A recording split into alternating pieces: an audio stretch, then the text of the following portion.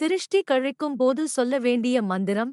திருஷ்டி கழிக்கும் மந்திரம் பற்றி தெரிந்து கொள்ளலாம் வாங்க. திருஷ்டி என்பது மிகவும் பொல்லாதது என்று கூறுவார்கள், கல்லடி பட்டாலும் படலாம்.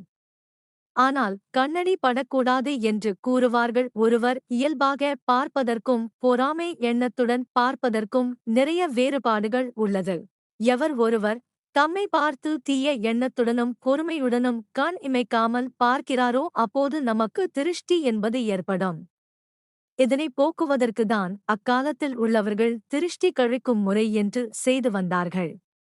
கல் உப்பு, வர மிளகாய், கடுகு, எலுமிச்சை பழம் என பல பொருட்களைக் கொண்டு மந்திரம் திருஷ்டி கழிப்பார்கள்.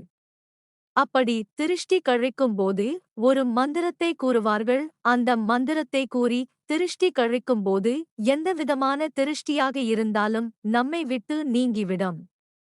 அந்த மந்திரம் பற்றி தெரிந்து கொள்வோம் வாங்க. திருஷ்டி கழிக்கும் போது சொல்ல வேண்டிய தமிழ் மந்திரம். பாம்பு கண்ணு, பல்லி கண்ணு பல்லியோட போ, பேய் கண்ணு பிசாச்சு கண்ணு பேயோட போ, பிச்சை கண்ணு திருச்ச கண்ணு தீயோட போ.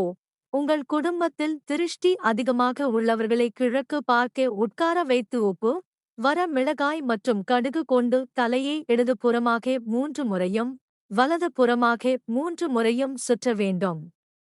அப்படி சுற்றும்போது இந்த மந்திரத்தை 3 கூற வேண்டும். அதன் பிறகு திருஷ்டி கழித்த பொருட்களை தீயில் போட்டுவிட வேண்டும். இம்முறையில்தான் அக்காலத்தில் உள்ளவர்கள் திருஷ்டி கழிப்பார்கள். மேலும் நீங்கள் எலுமிச்சை பழம் கொண்டு திருஷ்டி கழிக்கும்போது பின்வருமாறு கொடுக்கப்பட்டுள்ள மந்திரத்தை கூறி திருஷ்டி கழிக்க வேண்டும்.